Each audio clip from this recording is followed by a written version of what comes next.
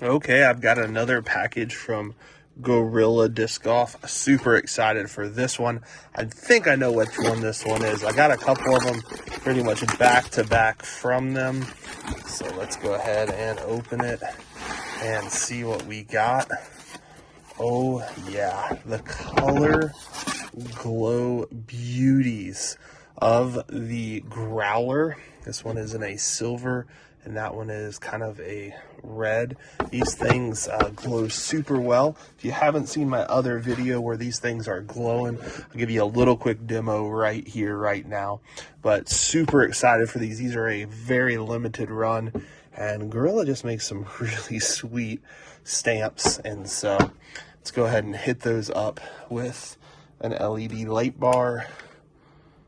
Don't have to have them on for very long because the color glow is so good. I'm gonna kill my first light over here. I do have one other little light in my garage on, but you're just gonna see how well these things glow.